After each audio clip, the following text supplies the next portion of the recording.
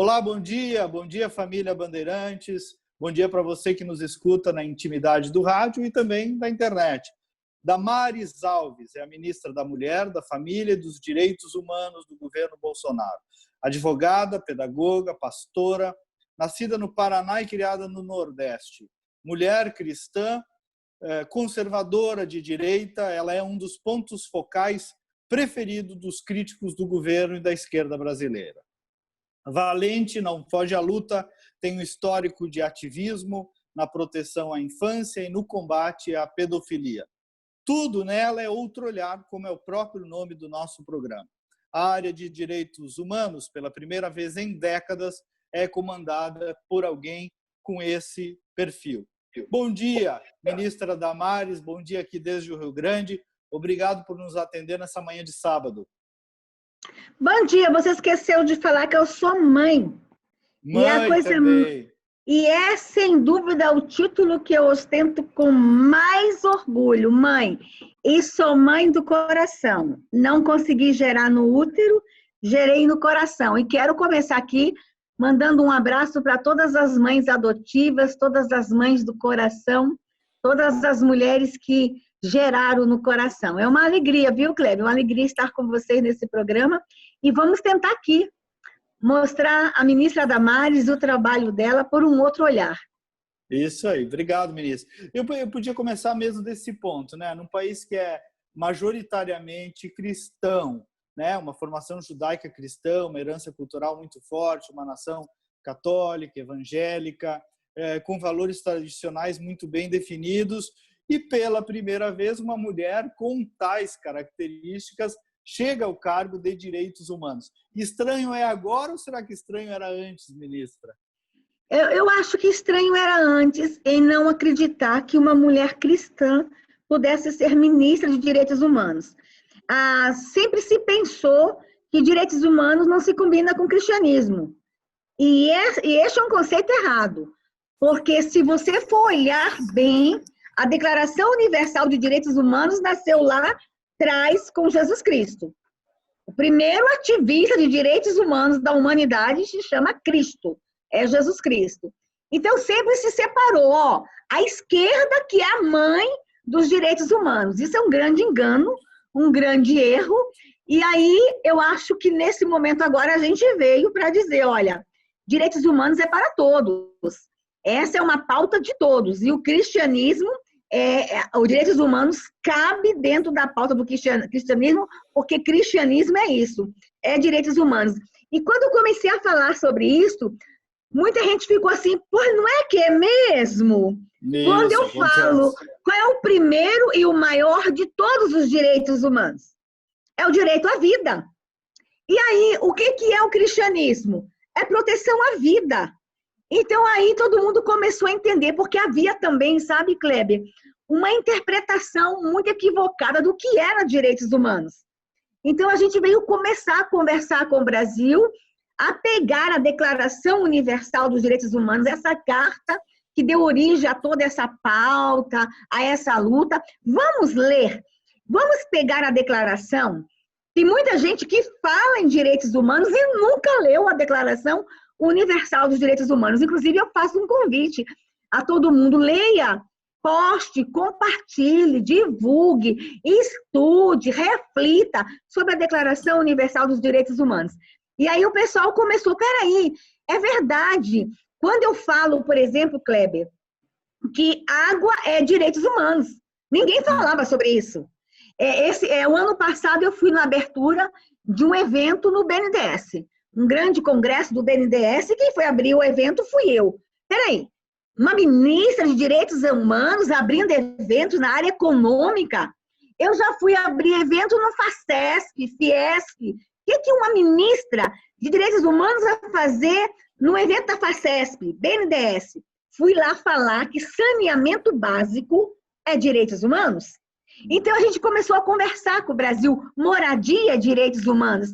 Aí o pessoal começou a ter uma outra interpretação do que de verdade é direitos humanos. E aí, são, na verdade, todas as bandeiras que você, eu, nós cristãos defendemos dentro da Ô, igreja. ministra, e tem aí por trás também uma compreensão equivocada, eu uso isso até no jornalismo, né? Eu me apresento como cristão, católico, conservador, nunca pedi isenção, né? Não sou isento, eu sou essa pessoa, com minhas opiniões, minhas características, e tem um erro aí de compreensão também, não sei se a senhora concorda, do que seja Estado laico, né? Muitas pessoas enxergam o Instituto do Estado Laico, a senhora que é advogada, como Estado sem religião. E é justamente o contrário. A laicidade do Estado é a liberdade de todas as religiões, né? Então, muito tem esse erro desse conceito também, né?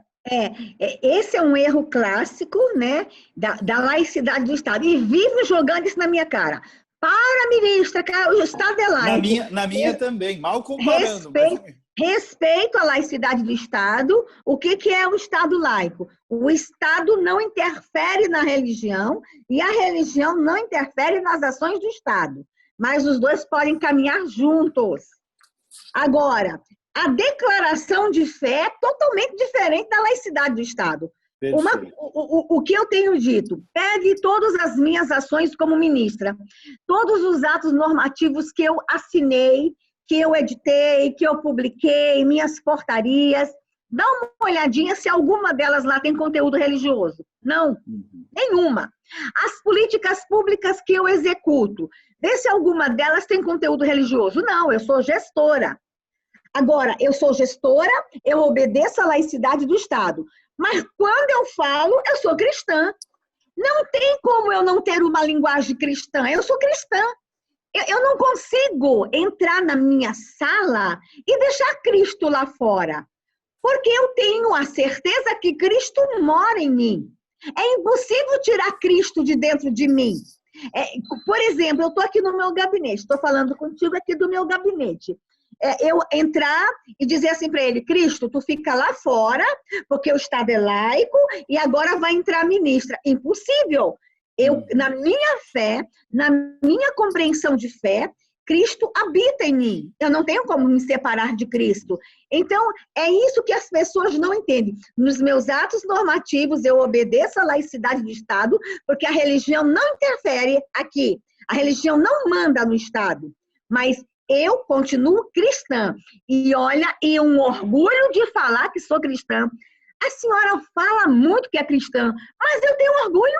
Eu não tenho vergonha da minha fé. Kleber, a minha fé é linda. A minha religião... Normalmente é a parte mais linda de nós. Mas, cara, eu sirvo um Cristo que é incrível. Meu Deus é incrível. Eu não tenho vergonha dele, não. Agora, se a minha religião tivesse rituais escusos, se a minha religião tivesse hábitos estranhos, se a minha religião tivesse cerimônias que eu não pudesse falar, mas as cerimônias da minha religião são públicas, são claras, todo mundo conhece. A minha religião é uma religião de alegria, de proteção da mulher, da criança, do idoso, do próximo. Por que eu vou esconder a minha religião, a minha fé, o meu Deus? Eu não tenho vergonha. Eu tenho orgulho de servir esse Cristo, entendeu? Eu costumo dizer que quando nem se falava de direito da mulher, Jesus Cristo, vamos dizer Jesus Cristo como personagem histórico, diante de uma prostituta, ele mandou toda aquela humarada embora e disse assim, joga a primeira pedra quem nunca pecou, né? Então saiam daqui, seus vagabundos. E para ela ele disse, vai, não peque mais. Claro, ele condenou o pecado ali. Direito da mulher na veia, né? Jesus Cristo defendeu a mulher na situação mais vulnerável. Eu vou além, Kleber, eu vou além. O Cristo que eu sirvo, ele é filho do Deus Todo-Poderoso. E ele veio para este planeta. Ele é poderoso, ele é o criador deste planeta. Ele podia vir para esse planeta do jeito que ele quisesse. Mas ele preferiu vir via útero materno. Quando Deus decide que Cristo vem via útero materno, Cristo ali, ele resgata a imagem da mulher, a dignidade da mulher. Empoderamento é isso aí, hein? Quem empoderou a mulher neste planeta foi Cristo. Ou tu acha que ele não tinha poder o suficiente para descer numa estrela prontinho, já formado, só para desenvolver o ministério de 3 anos e morrer na cruz? Claro, ele é Deus. Ele manda em tudo isso aqui, mas não. Ele preferiu passar pelo útero materno, ele conhece o batimento do coração de uma mulher, ele mamou no peito de uma mulher, ele foi cuidado por uma mulher, ele conhece o olhar de uma mãe, ele conhece a voz de mulher. Então, assim, ele traz, ele restaura o papel da mulher na sociedade, na história da humanidade. Cara, como é que eu não vou amar esse Cristo que restaurou a dignidade da mulher no planeta Terra? Ele, sim, é o defensor e o restaurador do papel da mulher no planeta Terra. Ô, ministra, vamos falar um pouquinho agora da sua gestão e de política também. Eu vejo sempre a senhora falando de muitos assuntos, né? Direitos humanos é uma pauta extensa. Quando eu fui chefe da Casa Civil aqui, eu nunca me esqueci, fui falar com os ex-chefes da Casa Civil, eu não tinha experiência nenhuma, praticamente, de gestão pública. E um deles me disse assim: Kleber, só vai ser um bom chefe da Casa Civil se tu escolher 5 prioridades, porque tu não vai conseguir apertar todos os parafusos. Eu fico olhando a senhora, tratando de muitos assuntos e pensando, qual é os parafusos que a senhora vai priorizar no meio de tanta vulnerabilidade nesse Brasilzão de Deus aí? O que é prioridade para a senhora? Proteção da vida. É tudo. Veja só, quando alguém fala assim, o que é prioridade? A gente priorizou o eixo desse ministério, a vida. Eu até gostaria muito que o presidente mudasse o nome do meu ministério. Fosse o Ministério da Vida e da Alegria. Porque a vida é tudo. Mas eu tenho 8 secretarias nacionais. Eu não posso dizer que uma secretaria é mais importante que a outra. Então, aqui é a vida. Então, a gente, lá na Secretaria da Criança, o nosso foco é a proteção da vida da criança. Lá na Secretaria da Juventude, o nosso foco é a proteção da vida do jovem. Aí vai, na da mulher, na do idoso, da pessoa com deficiência, povos tradicionais, proteção global. São 8 secretarias. Então, a gente estabeleceu a proteção da vida. E quando eu falo vida, é também vida em abundância.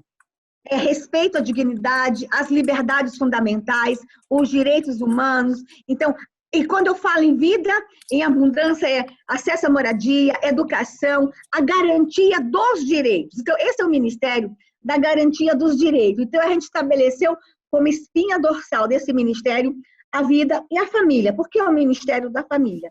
Então, a partir daí vem tudo mais, em tudo mais. Agora, é claro que o carro-chefe do Ministério tem sido a criança. Tem sido a criança eu lhe conheci, e a proteção da infância. Muito antes. Quando lhe anunciaram, a maior parte dos jornalistas não conhecia de sopa, eu conheço pela internet, porque eu consumia, virei pai nesses anos aí, né? Tenho 3 filhos agora, acompanhando os seus conteúdos sobre sexualização da infância, inclusive em ambiente escolar, né? Então, a senhora tem uma trajetória de pesquisa e de advocacia na defesa da infância e contra a pedofilia nessa área, né? Não tinha como ser diferente esse tema para a senhora. Não tinha. Um combate à erotização de criança, à adultização de criança, um combate... O que é a adultização, ministro? É o que acontece hoje, você pegar uma criança, como a gente está em um monte de youtubers, criança, papais ganhando dinheiro com crianças youtubers, papais ganhando dinheiro com crianças MC, um monte de MC infantil, mamães vestindo crianças como adultos, famílias querendo que crianças respondam como se fossem adultos. E aqui vamos deixar claro uma coisa que o Brasil esquece: criança não é um adulto pequeno. Criança é criança e ponto. E a gente vai ter que falar muito sobre isso, Kleber. Tem muita gente esperando que criança responda como adulto, que criança haja como adulto. No dia que a sociedade começar a entender que criança não responde como adulto, que criança não é um adulto pequeno, que criança é criança, parte dos problemas de violência que a criança sofre no Brasil, elas serão resolvidas. Exigir que a criança pule fases, exigir maturidade de criança fora da sua capacidade. Isso é adotização de criança. Adotização de criança com a roupa, com o brinquedo. Entregar celular para criança de 5 anos de idade. Ô papai, ô mamãe. Então, a gente está vendo aí uma certa confusão no Brasil, que nós vamos ter que fazer uma conversa com a sociedade, uma conversa com papai e mamãe, uma conversa com líderes de crianças, com educadores. Então, a gente está passando por um momento que a gente vai ter que fazer umas revisões de valores, inclusive. Ô, ministra, a esquerda se apropriou durante esses anos todos, também por inação de outras correntes, de toda a linguagem, dos espaços, dos mecanismos de promoção dos direitos humanos, das entidades. E aí eis que surge Bolsonaro e eis que surge Damares. Já estão lhe aceitando? A senhora sente preconceito? Como é que a senhora navega nesse mar tão dominado, tanto na linguagem quanto na política? Primeiro, a resistência por eu ser cristã. A gente tem que entender que a resistência a mim, no começo, foi um flagrante preconceito religioso no Brasil, tá? Inclusive, a gente tem usado muito a minha experiência para a gente conversar sobre essa questão da liberdade religiosa no Brasil e o preconceito religioso. Será que se fosse no meu lugar uma ministra, mesmo conservadora, mas que não professasse a fé cristã, será que haveria tanta perseguição como houve a mim? Se fosse mais discreta e sofisticada, né? Será que... Também. Ou então, mais porra doida, tá? Entendi.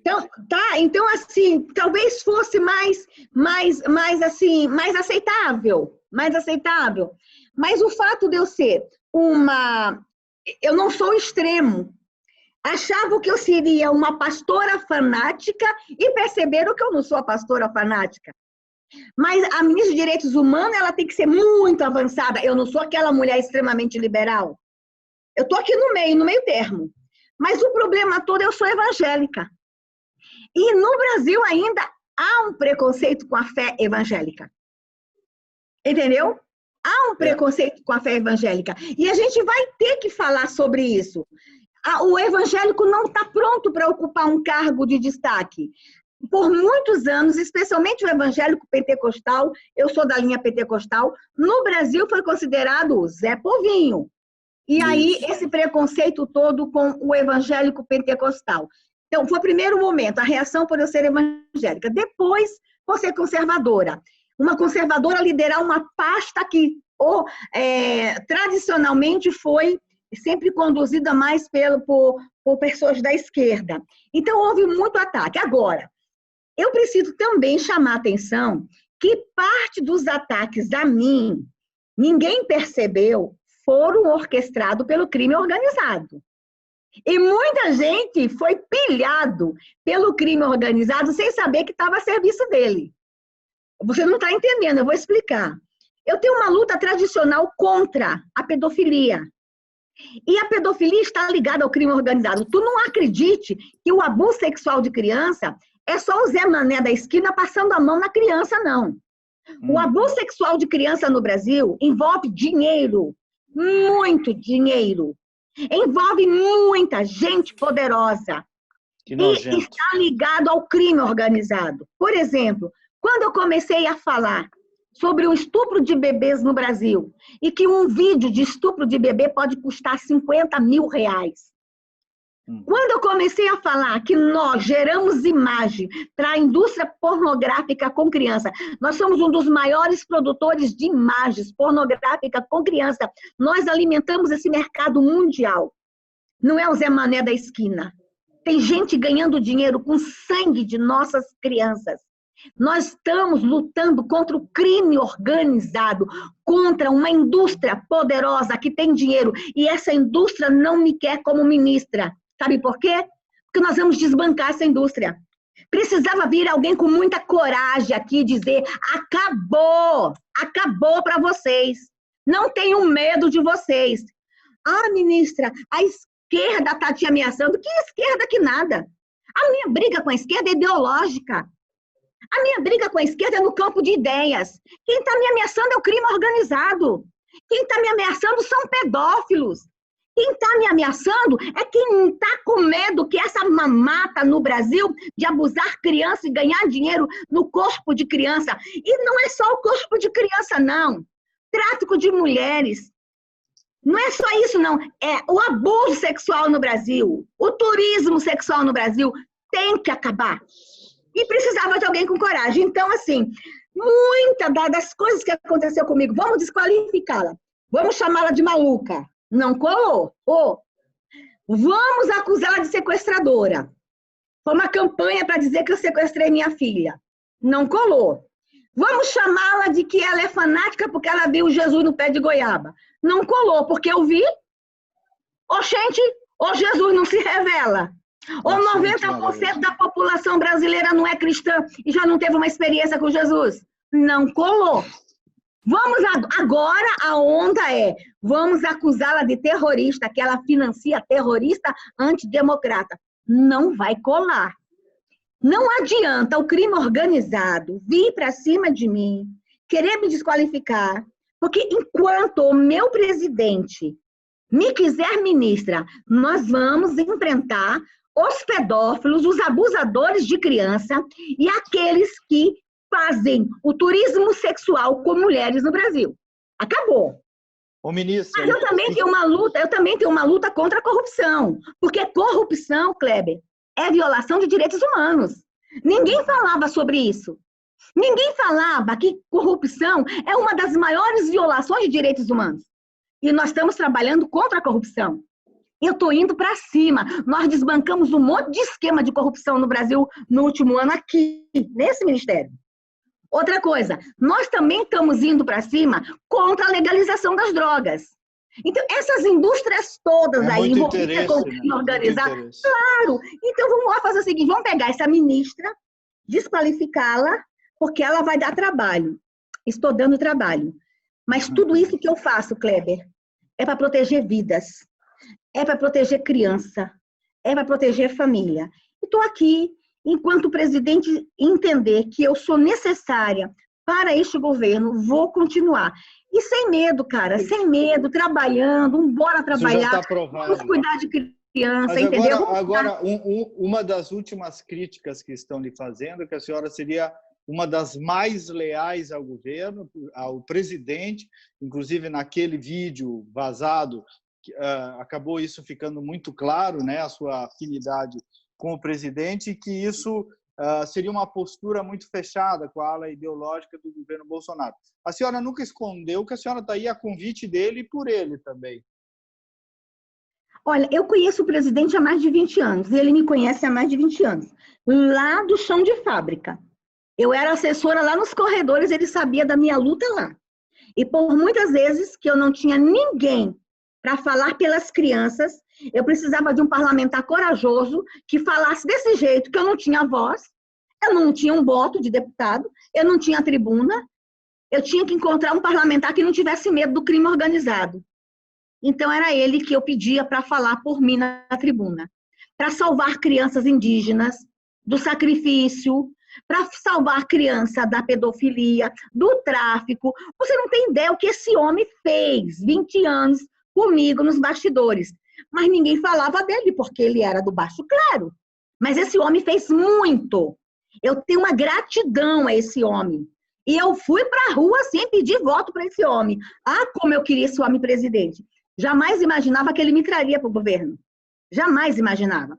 Então, assim, eu conheço o presidente Bolsonaro, o capitão. Conheço o capitão. Eu conheço o deputado Bolsonaro. Então, assim, a minha lealdade não é ao presidente. É ao homem que eu conheci, ao deputado, ao capitão, ao amigo, ao parceiro de luta. E agora, também ao presidente. Então, assim, a gente tem um chão, a gente tem anos de parceria, de companheirismo lá atrás no Congresso Nacional, entendeu? E vou ser leal a ele. Amo o presidente, amo a família do presidente. E a única coisa que a gente quer, cara, proteger criança, proteger família. Se é quem está fazendo tão mal ao Brasil, querer proteger criança, proteger família, proteger mulher, proteger idoso, que mal a gente está fazendo para o Brasil? Deixa a gente trabalhar, dá uma oportunidade para a gente. Se a gente não acertar, tira a gente na próxima eleição. Ô, ministra, a senhora tem falado também que a pandemia fez aumentar alguns crimes no ambiente doméstico, né? Muito. E esse era um grande medo, e essa é uma grande preocupação do nosso presidente também. A gente acompanhou os países que entraram em quarentena antes de nós. E esses países já estavam sinalizando que lá a violência contra a mulher cresceu. E a gente sabia que isso ia acontecer, porque é o óbvio, Kleber, é o óbvio. O que ia acontecer no isolamento social? Nós íamos deixar trancado dentro de casa a mulher com o agressor. Ela não ia poder sair para denunciar, porque algumas que saíam em algumas cidades, só para sair para ir ali na esquina, estavam sendo presas e algemadas. Quem é a mulher que era louca de sair em algumas cidades? Iam ser presas. Então, muitas mulheres ficaram trancadas em casa, apanhando. E elas não podiam ligar, porque o agressor ia ouvir a voz. Então, a gente sabia que a violência contra a mulher, contra idoso, contra a criança, ia crescer. Especialmente contra a criança, sabe, Kleber? E nós estamos muito preocupados. Nos números oficiais, quando a gente começou a contar agora, por incrível que pareça, a violência contra a criança diminuiu. Aí todo mundo fala, então celebre. Não, vou chorar. A violência contra a mulher, aqui no Ligue 180, já subiu em torno de 37% na pandemia, no 180. Mas quando a gente pega relatórios isolados de estados, por exemplo, Secretaria de Segurança do Acre, já anunciou 600% aumento. Secretaria de Segurança do Rio, 52% aumento. Tem estados no Nordeste, 400% aumento. Aqui no meu ministério, 37%, o Ligue 180. Mas quando eu pego a violência contra a criança, diminuiu. Mas por que diminuiu? A mulher ainda consegue gritar, correr, telefonar. A criança não. A maioria da violência contra a criança, Kleber, a gente descobre na escola, na creche. E elas agora estão trancadas em casa. Para a gente ir concluindo, era sobre isso que eu ia lhe perguntar. Como última mensagem, uma mensagem aqui para o Rio Grande do Sul e para o país inteiro. Quem quer lhe ajudar nessas causas dos direitos humanos, nas causas da criança e da mulher, como faz? Como liga? Como age? Que jeito que a gente pode lhe ajudar nessas causas humanitárias que a senhora tem trabalhado no Ministério? Engajamento. A palavra certa é engajamento. Nos municípios existem os conselhos de direitos.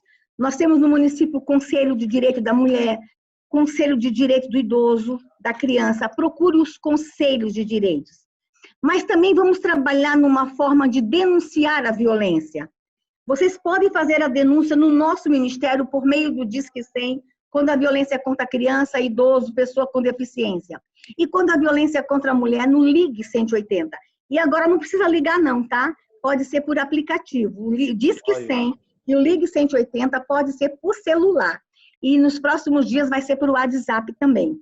Ou por meio do nosso site, que é o mdh.gov.br. E vocês vão para cima, né, ministro? Não é só aquele saque que a gente manda... Nenhuma denúncia é ignorada. Nenhuma. Tá. Mas também, sabe, Kleber, procure esses conselhos no município. Mas a minha tristeza é que alguns municípios ainda não têm o Conselho do Idoso. Forme no seu município o Conselho do Idoso. Forme no seu município o Conselho da Pessoa com Deficiência. Vamos nos engajar. Todo mundo cuidando de todo mundo. Ministra, sem palavras para lhe agradecer, eu sei como é seu tempo. Deus lhe abençoe, obrigado pela deferência de estar aqui conosco na Band. E um bom Brasil para nós todos, né? Deixa eu só mandar um abraço, Cléber, para as famílias que perderam alguém nesse tempo de pandemia. Não é fácil, fica firme. Receba meu abraço, a minha solidariedade. Para mim, como ministra da Família, não tem sido fácil. O número de mortos superou a nossa dor, a nossa tristeza, a nossa angústia. Fica firme. Essa pandemia vai passar. Receba meu abraço. E as demais pessoas, aguente mais um pouquinho. Tudo vai passar e nós vamos voltar a ser uma nação forte. Nós vamos sair mais fortalecidos dessa pandemia. Que Deus abençoe esse estado querido. Que Deus abençoe o Rio Grande do Sul. Obrigado, ministra Damares. A mensagem deste sábado é vida, é humanidade, é mulher. Bom dia, bom final de semana e até o próximo programa.